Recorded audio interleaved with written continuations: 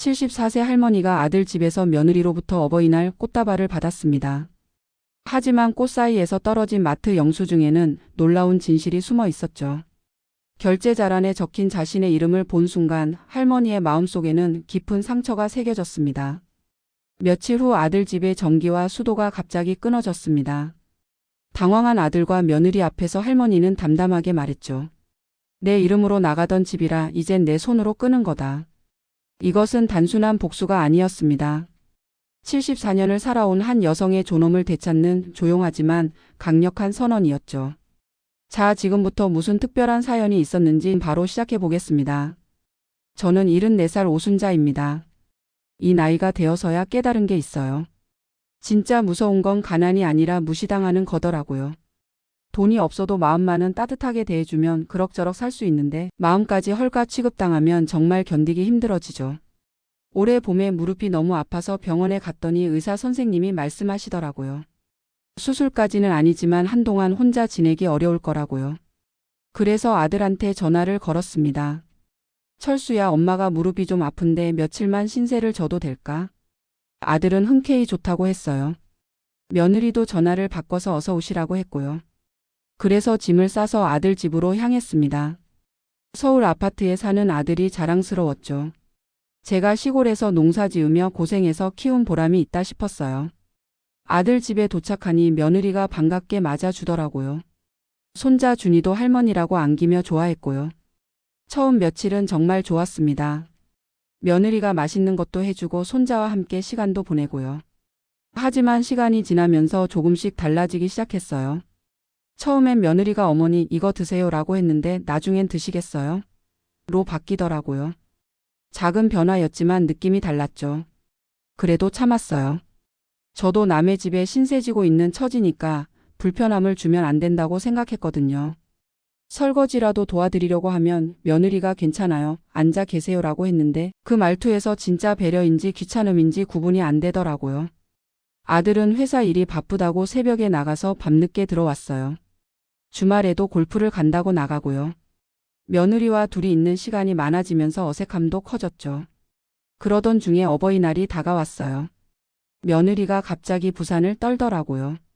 뭔가를 준비하는 것 같았는데 저한테는 말하지 않았어요. 그래서 혹시 깜짝 선물이라도 준비하는 건가 싶어서 그냥 모르는 척했죠. 어버이날 아침에 일어나니 거실 탁자 위에 예쁜 꽃다발이 놓여 있더라고요. 빨간 카네이션과 하얀 장미가 어우러진 정말 예쁜 꽃다발이었어요. 며느리가 웃으면서 말했어요. 어머니 어버이날 축하드려요. 항상 고생 많으셨어요. 그 순간 정말 고마웠어요. 며느리가 저를 생각해서 꽃다발을 준비했구나 싶어서 마음이 따뜻해졌죠. 고마워라, 정말 예쁘네.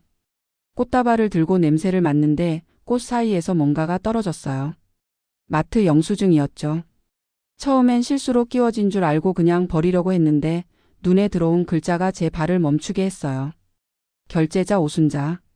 금액 9,800원. 제 이름이 적혀 있었어요. 제 카드로 산 꽃이었던 거죠. 순간 머리가 하얘졌어요. 며느리가 제 카드를 사용해서 꽃을 사고 그걸 저한테 선물이라고 준 거였어요. 돈이 아까운 게 아니었어요. 9,800원이 뭐 그리 큰 돈이겠어요. 하지만 그 마음이 너무 아팠죠. 저를 생각해서 자기 돈으로 꽃을 사준 게 아니라 제 돈으로 사서 저한테 준 거잖아요. 그것도 모르게 제 카드를 사용해서요. 이게 바로 무시라는 생각이 들었어요. 며느리는 제가 영수증을 보고 있는 걸 알고 당황한 표정을 지었어요. 어머니, 그게 제가 실수로.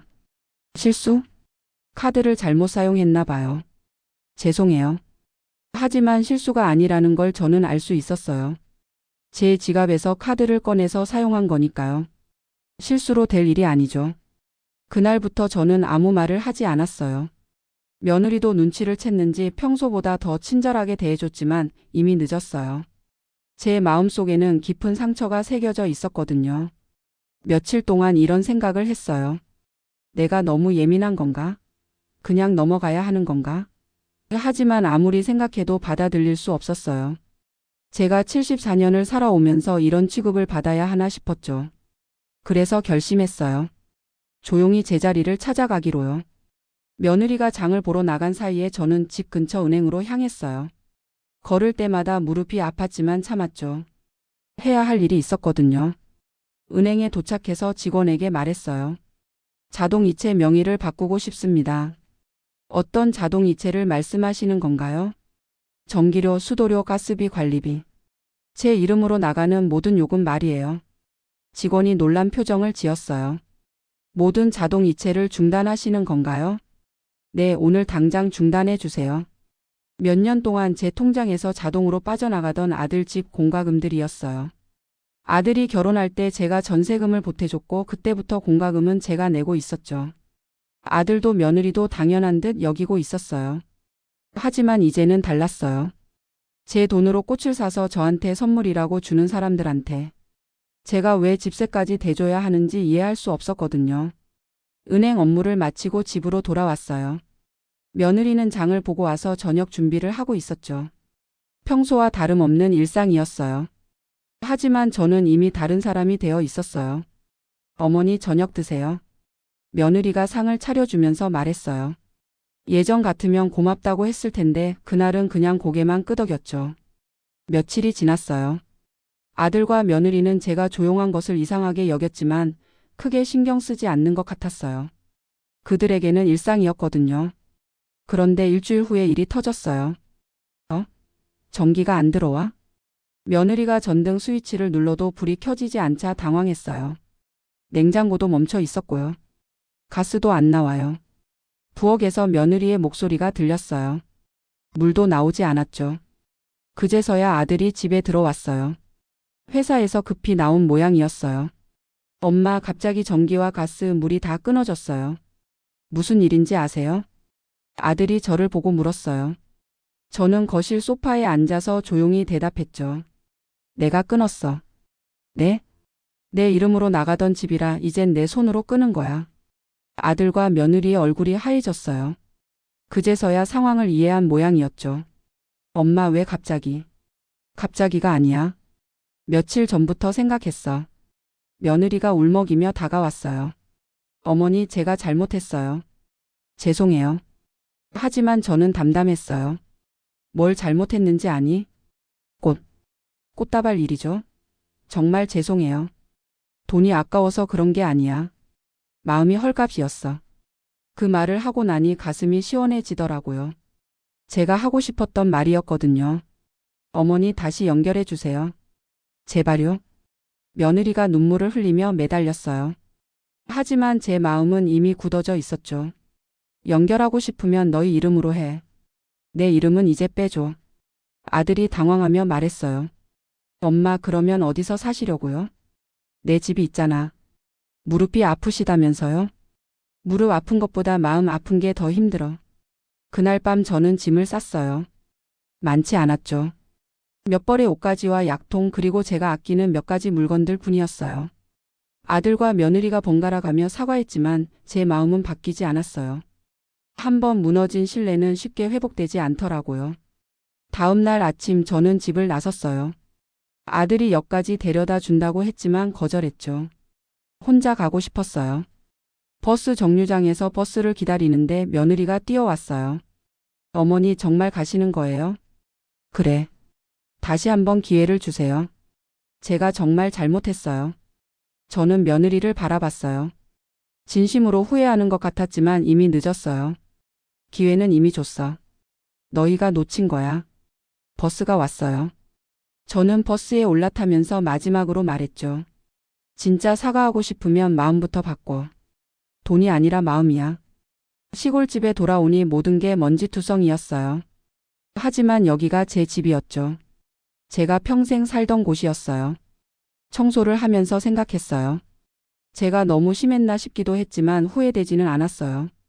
74년을 살아오면서 이런 대접을 받을 이유는 없다고 생각했거든요. 며칠 후 아들한테서 전화가 왔어요. 엄마 정말 미안해요. 저희가 잘못 생각했어요. 그래 이제 알았구나. 집으로 다시 오시면 안 돼요? 여기가 내 집이야. 무릎은 괜찮으세요? 무릎은 여전히 아팠어요. 하지만 마음이 편하니까 견딜만 했죠. 괜찮아. 걱정 마. 그 후로도 아들과 며느리가 몇 번 찾아왔어요. 특히 며느리는 정말 미안해하는 것 같았어요. 제대로 된 선물도 가져오고 집안일도 도와주려고 했고요. 하지만 저는 받지 않았어요. 한번 상처받은 마음은 쉽게 아물지 않더라고요. 그러던 어느 날 저는 큰 결심을 했어요. 이 집을 사회에 기부하기로 한 거예요. 주변 사람들이 말렸어요. 순자야, 그럼 넌 어디서 살려고? 요양원이라도 들어갈 거야. 아들한테 집까지 물려줘야지 왜 남한테 줘? 하지만 제 마음은 굳어져 있었어요. 제가 죽고 나면 어차피 아들 차지가 될 텐데 그럴 바에는 정말 필요한 사람들이 쓰는 게 낫다고 생각했거든요. 기부 절차를 밟으면서 마음이 한결 가벼워졌어요. 복수라고 할 수도 있겠지만 저는 단순히 제 몫을 찾은 거라고 생각했어요. 아들이 이 소식을 듣고 급히 달려왔어요. 엄마, 정말 집을 기부하신 거예요? 그래. 왜요? 저희한테 물려주시면 되잖아요. 너희가 그럴 자격이 있다고 생각해? 아들의 얼굴이 창백해졌어요. 엄마, 이게 바로 진짜 어버이날 선물이야. 내가 나한테 주는 선물 말이야. 며느리도 왔어요. 많이 야위어 보였죠. 어머니, 정말 죄송해요. 다시 되돌릴 수 없을까요? 이미 끝난 일이야. 그 후로 저는 요양원에 들어갔어요. 생각보다 괜찮은 곳이었어요. 비슷한 처지의 어르신들이 많아서 외롭지도 않았고요. 가끔 아들과 며느리가 찾아와요. 예전과는 달리 정말 정성스럽게 대해주죠. 하지만 저는 이미 다른 사람이 되어 있었어요. 며느리가 어느 날 물었어요. 어머니, 저희를 용서해 주실 수 없나요? 저는 창밖을 바라보며 대답했어요. 용서는 했어. 하지만 잊지는 못하겠어. 그게 솔직한 제 마음이었어요. 미워하지는 않지만 다시 예전처럼 지낼 수는 없을 것 같았거든요. 손자 준이도 가끔 와요. 할머니가 왜 여기 사는지 모르는 것 같지만 그냥 안기며 좋아해요. 그 모습을 보면 마음이 아프기도 해요. 어쩌면 제가 너무 심했을지도 몰라요. 하지만 후회는 안 해요. 74년을 살아오면서 마지막에라도 제 존재감을 인정받고 싶었거든요. 요양원에서 만난 다른 어르신들과 이야기를 나누면서 알게 된 게 있어요. 저와 비슷한 경험을 한 분들이 정말 많다는 거예요. 자식들 뒷바라지 하다가 무시당하고 그냥 참고 사는 분들이요. 저는 그분들에게 말씀드려요. 참기만 하지 마세요. 우리도 존중받을 권리가 있어요. 그분들은 고개를 끄덕이시지만 쉽게 실행에 옮기지는 못하시더라고요. 저도 이해해요. 가족이라는 끈을 끊는다는 게 얼마나 어려운 일인지 알거든요. 하지만 때로는 그런 용기가 필요해요. 자신의 존엄을 지키기 위한 용기 말이에요. 요즘 저는 이곳에서 새로운 일상을 만들어가고 있어요. 다른 어르신들과 함께 텃밭도 가꾸고 가끔 동네 아이들에게 옛날 이야기도 들려주고요. 아들과 며느리는 여전히 찾아와요. 예전보다 훨씬 정중하게 대해주죠. 하지만 저는 적당한 거리를 유지하고 있어요. 너무 가까워지면 또 상처받을까 봐서요. 어떤 사람들은 제가 너무 냉정하다고 할지도 몰라요. 하지만 저는 이게 맞다고 생각해요. 가족이라고 해서 모든 걸 용서하고 넘어가야 하는 건 아니거든요. 사랑에도 존중이 필요해요. 그냥 주기만 하는 게 사랑이 아니라 서로 인정하고 배려하는 게 진짜 사랑이죠. 제가 꽃다발 사건에서 진짜 상처받은 건 돈이 아니었어요. 제 존재를 우습게 여긴다는 느낌이었죠. 제 돈으로 선물을 사서 저한테 주면서도 죄책감을 느끼지 않는다는 게 가장 충격적이었어요. 그래서 저는 조용히 제자리를 찾은 거예요. 복수라기보다는 자구책이었죠. 지금 생각해보면 그때의 선택이 옳았다고 생각해요. 만약 그냥 넘어갔다면 저는 계속 무시당하며 살았을 거예요.